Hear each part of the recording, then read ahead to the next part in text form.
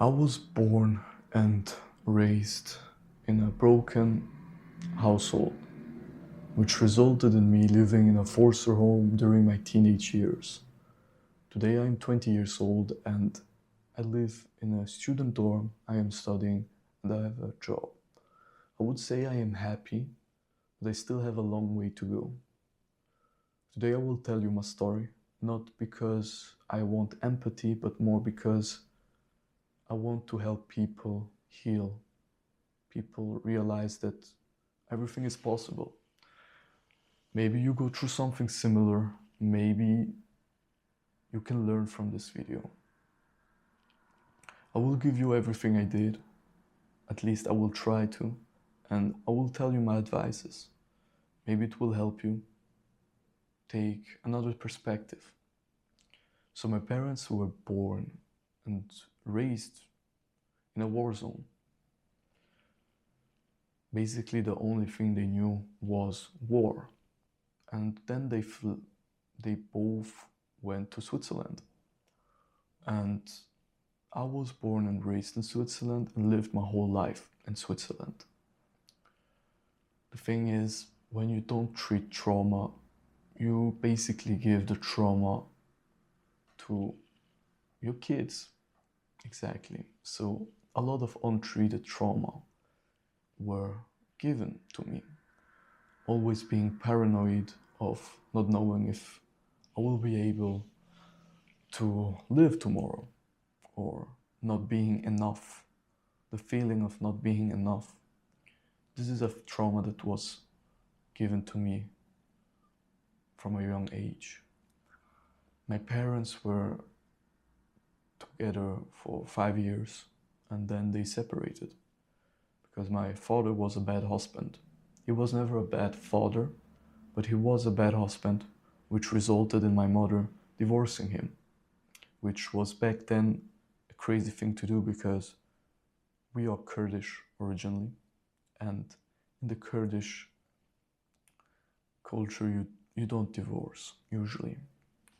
Especially, it's not normal. But from her perspective, I understand her completely. So I was raised by a single mother. I still saw my father sometimes, but often I didn't saw him for months, and then I saw him for 2 days. This would repeat till I was 9. My mother married someone new, and I stopped seeing my father. If I look back, I would have wished to keep seeing him. I would have wished to have contact with my father because he was a good father. And I think during my teenage years, I would have needed some advice. But the thing is,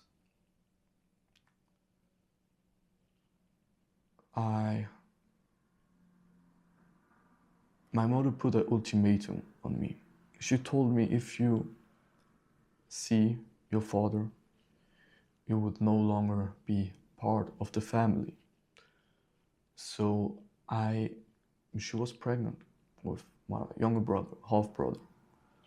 That was like, I don't want to, even though I had very bad relations with all of them, let's be honest, they still have like not the best relationship with them. Basically traded the person I trusted the most, that I had the best relation with people I loved on paper, because they were more, right? And I wouldn't say I hate my mother for that. I understand her perspective because he was a bad husband, definitely, but he was never a bad father. And that's what I'm going to do most likely in the future. I will recontact my father, but it's going to be a tough journey because I don't know if I can put myself through this because it feels wrong to let someone down and coming back. It's also very difficult now. I have to decide between a family I knew for now over 10 years. I spent it just time with them. I mean, not just because I was sent in a foster home, which is also a very good story. A few years ago, in 2020, I was sent in a foster home because, as they say, I was addicted to video games. What I would say is more likely I didn't feel well. I didn't feel well in my own body and in my own home because I didn't feel home. And the only thing I did was to lock myself up. My sister went 2 years before I did in a foster home.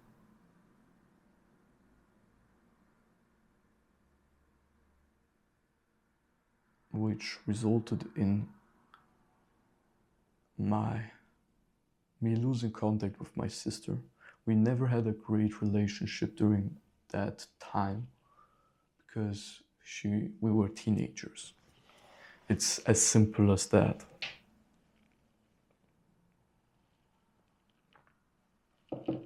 It's crazy to imagine that I would have lost the person that we have the most in common, because we had the most in common. We went through the same things, we just went through it differently. And I would have lost her just because my mother didn't enjoy her being in a foster home, which I think was the right decision for her, because she was also not well at home. I was, from a young age, as I said, I always had this feeling of not being enough. When I came up with a grade, which in Switzerland it's 1 is the worst grade and 6 is the best grade. If you have like a 5.5, it's like really good, right? 4 is sufficient. So I often came back with a 5.7, right? 5.7, 5.8. You make small mistakes there and this, and you know what? You know what they used to say when I brought the exams back? Why didn't you, if I had a 5.7, they wouldn't say, good, you did a good job. They said, why didn't you brought a 5.8 back? Which, if I look back, I was like, bro, what do you want more from me, right? But back then I was feeling bad because I only had a 5.7. I was very rarely, like maybe once every 3 years, 3 years, insufficient, like a 3.9, very rarely, like never happened during my primary school and secondary school years. But the thing that they kept saying, like, why not more? Why not more? The sufficient, then this mentality applied to everything I did. Why not more? If I played football and I just did 2 goals, I told myself, why not more? Why didn't I do more? Which resulted in me hating everything I did. And also going through, I would say, not the existential crisis, because that would be exaggerating, but like I didn't know what I was good at, because everything I did, even if I was good, because I was good at a lot of things, but the feeling of not being enough at most things I did made me feel like I was not good at it. Mathematics, I was always very good, but sometimes it felt like I was trash because I only had a 5. 5 is a good grade. 6 is like you did it perfectly. The Swiss rating system is very strict. So if you have one mistake, usually you just get a 5.7, depends on the exams, right? So I had to take an exam because in Switzerland you can either go through to high school, college, I don't know which one of it, it's during the age of 14 till 18, or you can do an apprenticeship, which is basically you choose a job you want to do in the future, and they will teach you everything in 3 or 4 years, and then you have like not you have like some sort of degree for this job, right? I decided to go through high school because university is the most important thing. My mother used to tell me that I had to go to university until so, which I did the exam and I passed very like barely, like you could not be. But I mean, I didn't really study for the exam. I started studying like the last few weeks a little bit. I passed, like barely passed. I had a 4.05 and the passing is 4. So I was very happy to pass. And then the semester starts. You have like, you can drop out of it, which is like crazy. Like if you miss, you drop. Ciao. I was very, very afraid of dropping out because I would lose years of my life doing something, and then I would have to do an apprenticeship and I would be behind everyone. Not so nice. So I locked in the next years. I had little free time. I had always sufficient grades, but my grades dropped just because during that time my mother thought that sending me in a foster home would be the better solution, which in result was the better solution, to be honest, because they said I was addicted to video games and stuff, and I had to log in for school, and that's what I did. But I lost like a lot of pleasure in life during that time, which I didn't have much during that time, but I still lost a lot of it. So I was just going to school and going home, studying, going to bed, looking at my phone for 3 hours. And that's the point where I got phone addicted, because in a foster home you don't really speak with a lot of people. There was one worker there who had like some sort of father role to me. He was the kindest of all people I met during that time, and I spent it like every time he was here. I tried to yeah, he was like the person who knew everything about me basically, because the workers there, they always have kids. They always have to, like they have some kids for them. This sounds wrong, but they have like he had me and 2 other persons. We were like 12 or something, and it was always like that. Another worker had 3 other kids and stuff like this, and he had me. I think I was the only one who he had, but everyone liked him. So I was really blessed to have him as a mentor, let's say it that way. I mean, the other workers were also very nice, but he was the kindest. He made me not lose hope, because I lost a lot of hope during that time.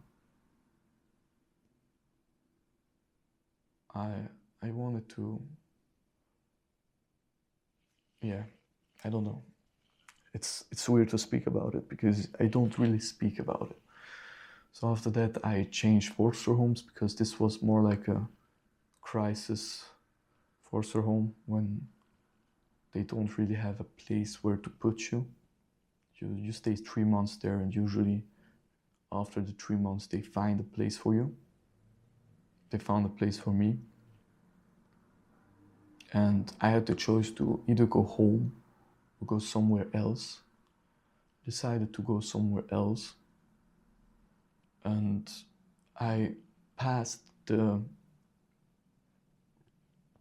testing period of the high school, which I barely passed, but my teacher, my principal teacher, knew what I was going through. Like, I was going through so many different things, and I wanted to just quit. I told him, and it was like, don't quit, don't quit, don't quit. I didn't want to quit, but I had like,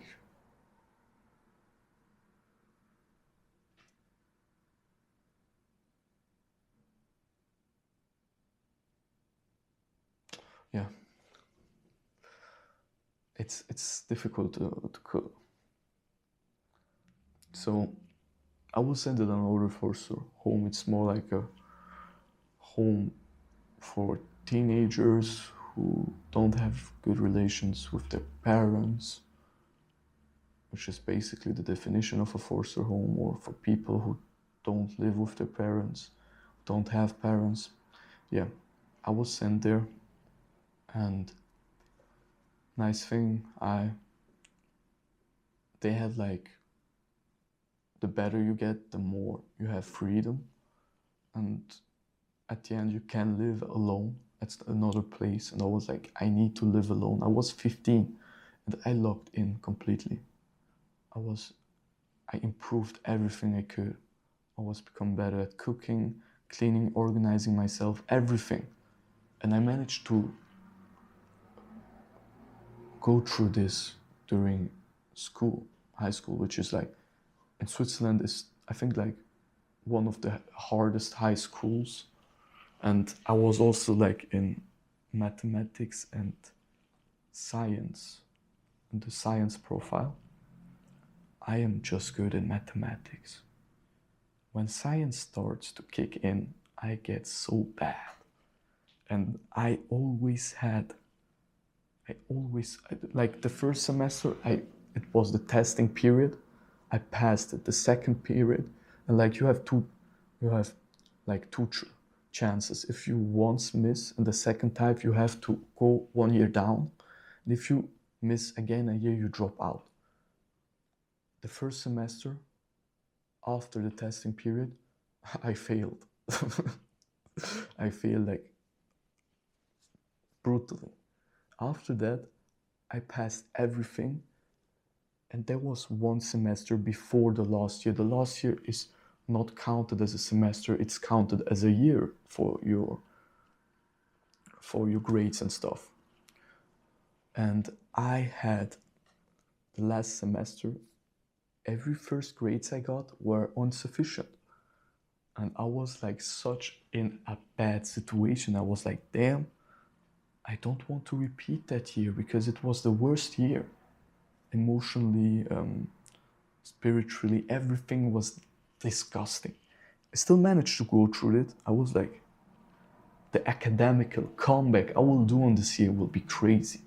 And I managed to do the academical. It's like history was written in the semester. A teacher wouldn't let me, like, a teacher, like, one of the teachers, my biological teacher, she didn't like me, let's be honest. And I was stupid enough to write a paper with her because, let's be honest, she fucked me in biology. And for the paper, so 2 grades were bad. But I still managed to go through this, and I am happy.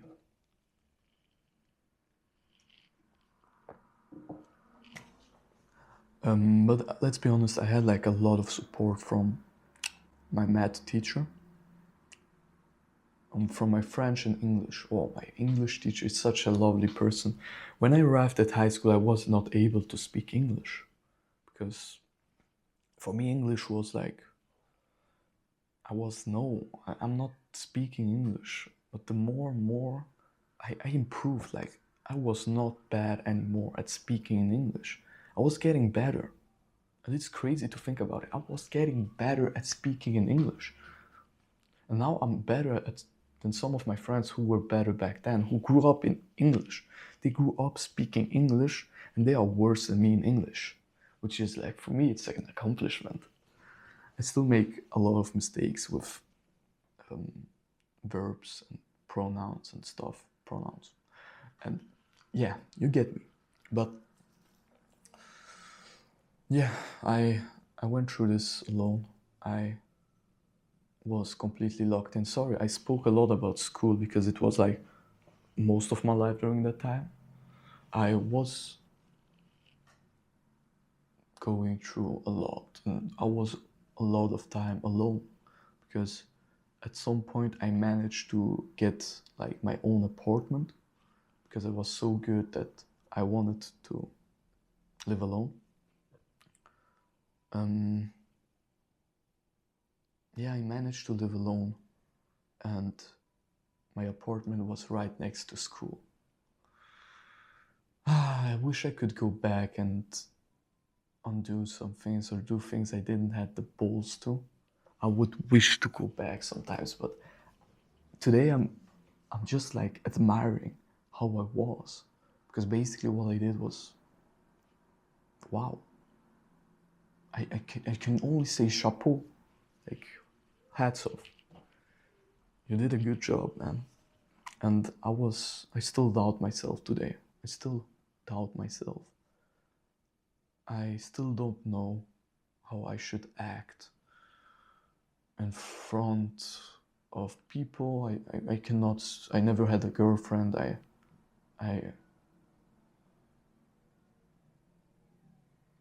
I don't have like this, I feel ashamed of, sometimes I feel ashamed of what I went through because it's like not something convenient. If people ask me about my family, I don't know what to say, you know? Sometimes it feels like I don't really have a family, which is, for some people, it might be exaggerated, but for me it felt like this for a long period of time.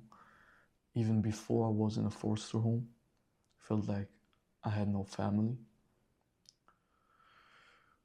Today, I don't know. I don't know if I have family. I mean, I keep seeing my family, but does it feel like family? I would say for my brothers, yes, but for my sister. But for my mother, it's more difficult. It's like speaking to a wall. There is no real things coming back from her. And yeah, that's how life is. I will be forever grateful for what she did for us. But I cannot say the things that she did to me were not made, you know, like the bad things she made. I cannot say that they never happened. And I don't want to portray her as a bad person because she didn't know better, right? She grew up in a war zone. She was forced to marry someone. And for that all these things happened to her, she did a good job as a mother. It doesn't like make all the things she did good. Like it doesn't make her not uh,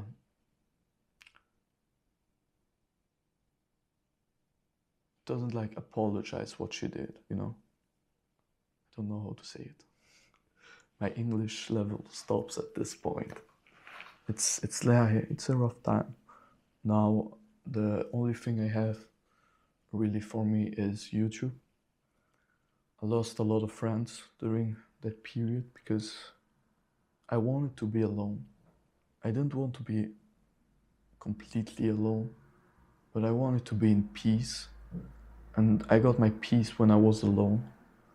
That's why I never got the possibility to have a girlfriend or something, or someone, because I never felt peace from this. I was seeking something that my parents had, because that's the first thing I knew. And I knew that this was not the right love I wanted. It would destroy me slowly but surely. And I stopped. I stopped everything with every person. And at some point I thought that maybe I am ugly. Maybe I am ugly. Maybe I don't deserve a girlfriend. Started going to the gym, and from this was during my foster home, I realized I had an eating disorder because I was very light. I was like 57, 56 kilograms for 1 meter 76, 77, which is basically very light for my weight. And people always said, yeah, you are very light. And I also had like gyno, which is basically like, if you have it during puberty, it's just you have too low testosterone. So people noticed that I had gyno and I was very thin. So if someone is a little bit more chubby and has gyno, he can lose weight, and most of the times the gyno just goes away. I was already 57 kilos. I was not losing my gyno because it was not fat, it was just the thing, like, yeah, it was not fat, it was, yeah, basically I was insecure about my body. So I went through the gym. I went 4 years ago. I was loving the gym because I saw progress so quickly. Saw progress. And I gained in the last 2 years, like in the first 2 years, I gained basically 15 kilograms, which is very good. I stopped bulking around 2 years ago because I lost interest in going training. Now I regained a little bit of motivation. I want to be bigger. I want people to know that I train. So I am bulking again. I'm 75 kilograms. The thing is, the eating disorder I had was basically, I don't like when people look at me when I eat. I'm a quick eater, but if someone looks at me, I cannot eat properly, which is weird to say. And I also have like this habit of, if I eat good on one day, I will not eat the next day, which makes like, what is wrong with me sometimes? And I was judging myself for a long period of time, looking at myself in the mirror and asking myself why I was not getting heavier. Because yeah, I told you I was not interested in the gym anymore, but more or less it was me. I was trying to bulk, but every second day I was not I was not gaining weight, and I was not eating, and I still went to the gym a lot, but I was not seeing progress. Now I force myself to eat as much as possible, which is basically I eat per day 1 kilograms of chicken. I feel bad for the chickens, but I eat other things as chicken, I promise. But like eating 1 kilograms of chicken makes me a little bit more happy about myself. And yeah, I will get fat probably if that continues. So what did I learn from the last years? I will always be with myself. That's the thing. I will never quit myself. And that's basically the most important thing. The person who will always remain with you is yourself. Everyone is coming and going in your life. Some people might be here since your birth and till your death, but they might not be around you every second of your life, most likely. You will spend every second with you. So learn to live with you. It's a difficult task, but I promise you, once you've got the possibility to learn what you want to do and learn how to live with yourself, life becomes easy. Not easy in the way that you will achieve everything easily, but more like waking up in the morning feels easier than before. And I still don't know myself perfectly. Sometimes I don't want to be alone because I don't want to be with my thoughts. I have to fix my phone addiction because I spend too much time on my phone, and that's not really spending time with yourself. It's just losing time. And that's something I'm working on, which is basically a decade or even more than a decade-year-old addiction. I'm working on it slowly. I might lose. I lost a lot of friends, as I said, because I didn't want to be with them anymore because I knew they were not doing good for me. I never smoked. I drank twice in my life, and that's a decision I made for myself. I most of the time say it's religiously because I'm a Muslim, but it's more like I know myself. I know if I started to smoke, I wouldn't be able to quit, and if I tried to quit, it would be so difficult. So if I don't taste it, I don't know how it feels like.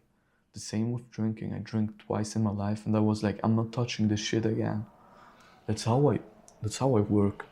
I know I get addicted to things easily, and breaking addiction is so difficult. So I stopped drinking generally. I am happy where I am. I would love if you liked this video, if you shared this video with someone who's going through something. I told you my story, I told you my perspective. I tried to put on some advices. I don't know if I did that because maybe I was just telling my whole story without advices and things I learned. If you like this video, like it, subscribe to the channel. I still have a lot to say. This was more like an introduction to who I am. Thank you very much for watching. Hopefully your day will be great, your week also, and keep smiling. Because smiling is a beautiful thing.